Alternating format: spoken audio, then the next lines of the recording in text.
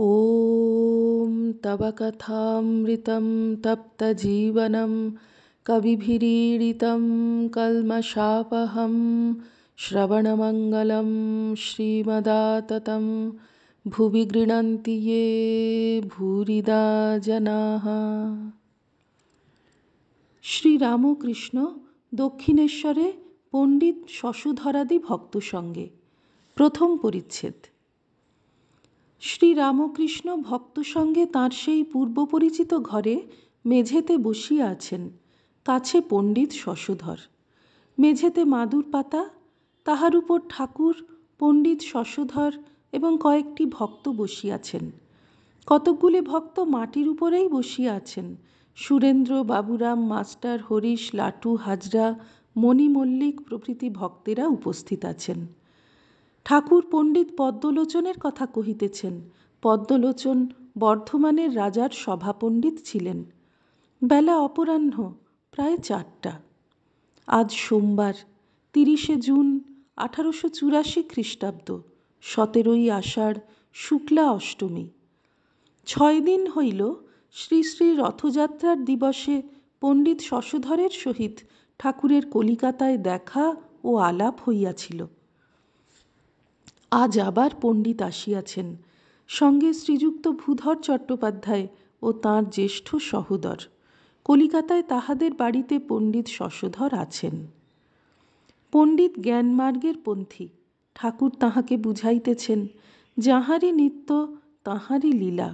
যিনি অখণ্ড সচ্চিদানন্দ, তিনি লীলার জন্য নানা রূপ ধরিয়াছেন। ঈশ্বরের কথা বলিতে বলিতে ঠাকুর বেহুঁশ হইতেছেন, ভাবে মাতোয়ারা হইয়া কথা কহিতেছেন।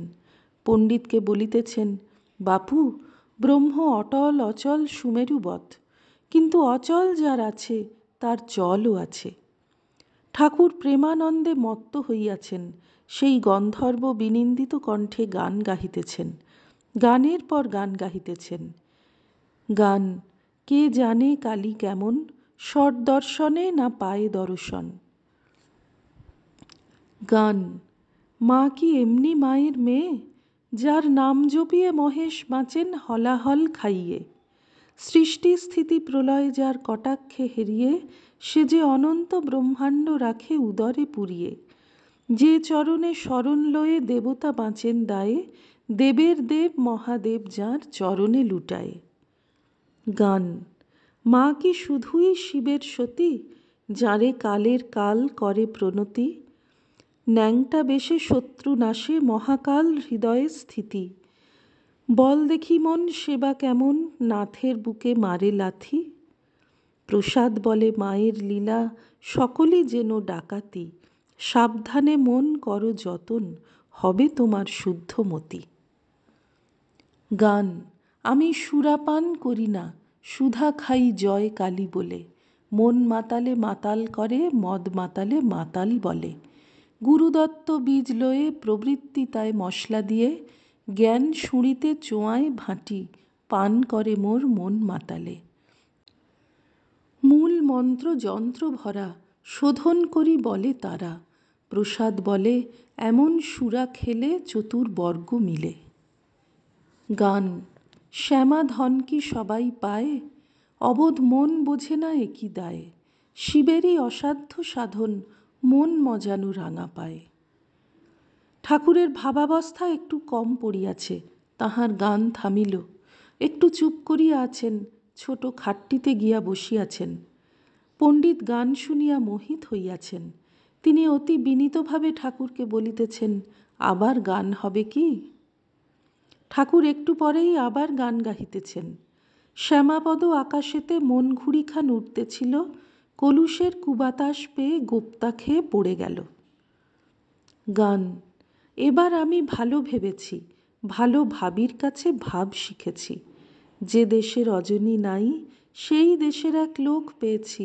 আমি কিবা দিবা, কিবা সন্ধ্যা, সন্ধ্যারে বন্ধা করেছি। গান, অভয় পদে প্রাণ সঁপেছি, আমি আর কি যমের ভয় রেখেছি। কালী নাম মহামন্ত্র আত্মশির শিখায় বেঁধেছি। আমি দেহ বেচে ভবের হাটে দুর্গা নাম কিনে এনেছি। দুর্গা নাম কিনে এনেছি, এই কথা শুনিয়া পণ্ডিত অশ্রুবারি বিসর্জন করিতেছেন। ঠাকুর আবার গাহিতেছেন, কালী নাম কল্পতরু হৃদয়ে রোপণ করেছি, এবার সমনেলের হৃদয় খুলে দেখাবো তাই বসে আছি। দেহের মধ্যে 6 জন কুজন, তাদের ঘরে দূর করেছি। রামপ্রসাদ বলে, দুর্গা বলে যাত্রা করে বসে আছি। গান। আপনাতে আপনি থেকো মন, যেও নাকো কারু ঘরে, যা চাবি তা বসে পাবি, খোঁজো নিজ অন্তঃপুরে। ঠাকুর গান গাহিয়া বলিতেছেন, মুক্তি অপেক্ষা ভক্তি বড়। আমি মুক্তি দিতে কাতর নই, শুদ্ধা ভক্তি দিতে কাতর হই গো। আমার ভক্তি যেবা পায় সে যে সেবা পায়, তারে কেবা পায় সে যে ত্রিলোক জয়ী। শুদ্ধা ভক্তি এক আছে বৃন্দাবনে, গোপ গোপী ভিন্ন অন্যে নাহি জানে। ভক্তির কারণে নন্দের ভবনে, পিতা জ্ঞানে নন্দের বাধা মাথায় বই। দ্বিতীয় পরিচ্ছেদ। পণ্ডিত বেদাদি শাস্ত্র পড়িয়াছেন ও জ্ঞান চর্চা করেন। ঠাকুর ছোট খাটটিতে বসিয়া তাহাকে দেখিতেছেন ও গল্পচ্ছলে নানা উপদেশ দিতেছেন। শ্রীরামকৃষ্ণ পণ্ডিতের প্রতি, বেদাদি অনেক শাস্ত্র আছে, কিন্তু সাধন না করলে, তপস্যা না করলে ঈশ্বরকে পাওয়া যায় না। ষট দর্শনে দর্শন মেলে না, আগম নিগম তন্ত্রসারে। তবে শাস্ত্রে যা আছে সেই সব জেনে নিয়ে সেই অনুসারে কাজ করতে হয়। একজন একখানা চিঠি হারিয়ে ফেলেছিল, কোথায় রেখেছে মনে নাই। তখন সে প্রদীপ লয়ে খুঁজতে লাগলো। 2-3 জন মিলে খুঁজে চিঠিখানা পেলে। তাতে লেখা ছিল 5 সের সন্দেশ আর একখানা কাপড় পাঠাইবে। সেইটুকু পড়ে লয়ে সে আবার চিঠিখানা ফেলে দিলে। তখন আর চিঠির কি দরকার, এখন 5 সের সন্দেশ আর একখানা কাপড় কিনে পাঠালেই হবে। পড়ার চেয়ে শোনা ভালো, শোনার চেয়ে দেখা ভালো। গুরু মুখে বা সাধু মুখে শুনলে ধারণা বেশি হয়, আর শাস্ত্রের অসার ভাগ চিন্তা করতে হয় না। হনুমান বলেছিল, ভাই আমি তিথি নক্ষত্র অত সব জানি না, আমি কেবল রাম চিন্তা করি।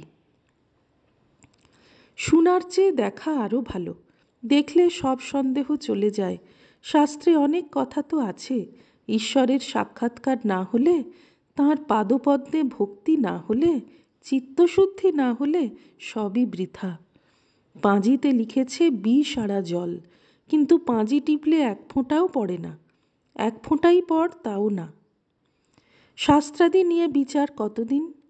যতদিন না ঈশ্বরের সাক্ষাৎকার হয়। ভ্রমর গুনগুন করে কতক্ষণ? যতক্ষণ ফুলে না বসে। ফুলে বসে মধুপান করতে আরম্ভ করলে আর শব্দ নাই। ভক্ত, ঈশ্বর দর্শনের পরও শরীর থাকে? শ্রীরামকৃষ্ণ, কারু কারু কিছু কর্মের জন্য থাকে, লোকশিক্ষার জন্য। গঙ্গা স্নানে পাপ যায় আর মুক্তি হয়, কিন্তু চক্ষু অন্ধ যায় না। তবে পাপের জন্য যে কয় জন্ম কর্মভোগ করতে হয়, সে কয় জন্ম আর হয় না।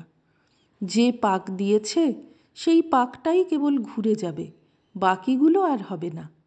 কাম ক্রোধাদি সব দগ্ধ হয়ে যায়, তবে শরীরটা থাকে কিছু কর্মের জন্য।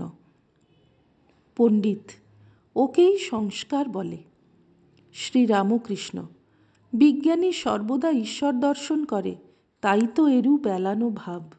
চক্ষু চেয়েও দর্শন করে, কখনো নিত্য হতে লীলাতে থাকে, কখনো লীলা হতে নিত্যেতে যায়। পণ্ডিত, এটি বুঝলাম না। শ্রীরামকৃষ্ণ, নেতি নেতি বিচার করে সেই নিত্য অখণ্ড সচ্চিদানন্দে পৌঁছয়। তারা এই বিচার করে, তিনি জীব নন, জগৎ নন, চতুর্বিংশতি তত্ত্ব নন। নিত্যে পৌঁছে আবার দেখে তিনি এই সব হয়েছেন, জীব, জগৎ, চতুর্বিংশতি তত্ত্ব। দুধকে দই পেতে মন্থন করে মাখন তুলতে হয়, কিন্তু মাখন তোলা হলে দেখে যে ঘোলেরই মাখন, মাখনেরই ঘোল, খোলেরই মাঝ, মাঝেরই খোল। পণ্ডিত ভূধরের প্রতি সহাস্যে, বুঝলে এ বুঝা বড় শক্ত। শ্রীরামকৃষ্ণ, মাখন হয়েছে তো ঘোলও হয়েছে। মাখনকে ভাবতে গেলেই সঙ্গে সঙ্গে ঘোলকেও ভাবতে হয়, কেননা ঘোল না থাকলে মাখন হয় না। তাই নিত্যকে মানতে গেলেই লীলাকেও মানতে হয়। অনুলোম ও বিলোম, সাকার নিরাকার সাক্ষাৎকারের পর এই অবস্থা। সাকার চিন্ময় রূপ, নিরাকার অখণ্ড সচ্চিদানন্দ। তিনিই সব হয়েছেন, তাই বিজ্ঞানীর এই সংসার মজার কুটি। জ্ঞানীর পক্ষে এ সংসার ধোঁকার টাটি। রামপ্রসাদ ধোঁকার টাটি বলেছিল, তাই একজন জবাব দিয়েছিল, এই সংসার মজার কুটি, আমি খাই দাই আর মজা লুটি। ওরে বদ্যি নাহি গো বুদ্ধি, বুঝিস কেবল মোটামুটি। জনক রাজা মহাতেজা, তার কিসের ছিল ত্রুটি? সে এদিক ওদিক দুদিক রেখে খেয়েছিল দুধের বাটি। সকলের হাস্য। ওম নিরঞ্জনম নিত্যমনন্তরূপং ভক্তানুকম্পাধৃতবিগ্রহং বৈ ঈশাবতারং পরমেশমিড্যম তং রামকৃষ্ণং শিরসা নমামঃ। শ্রীরামকৃষ্ণার্পণমস্তু।